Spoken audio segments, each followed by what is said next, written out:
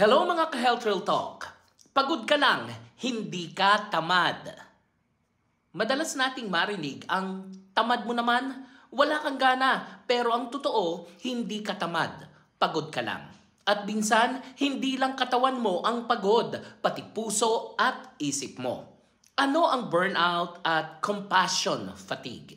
Burnout, ito yung matinding pagod na dala ng sobrang trabaho, pressure at responsibilidad.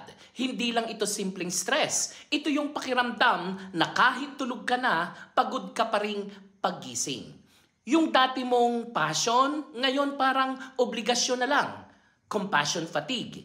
Ito naman yung pagkapagod ng mga taong laging nag-aalaga sa iba, like nurses, caregivers, teachers, o kahit mga magulang.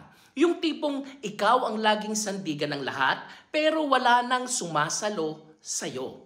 Mga palatandaan na pagod ka, hindi tinatamad. Wala ka ng gana sa mga dati mong kinagigiliwan, parang mabigat kahit simpleng gawain.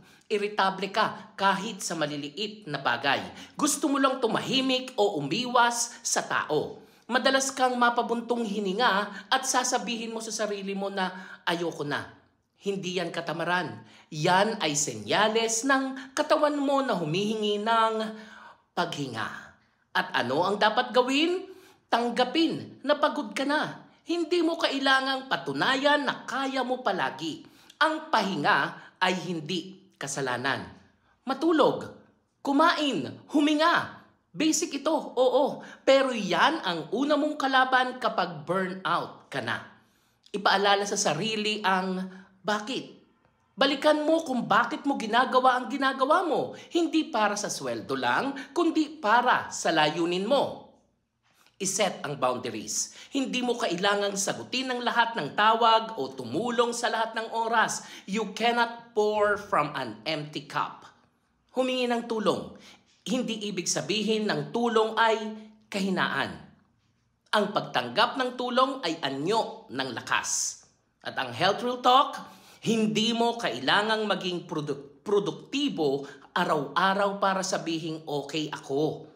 Ang tunay na lakas ay nasa kakayahang umamin na pagod na ako, pero babangon ulit ako pagkatapos kong magpahinga.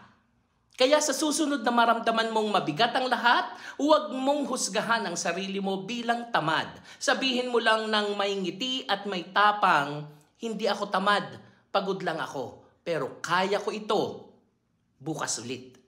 Ako po si Arlene para sa Health Real Talk. Have a nice day, everyone.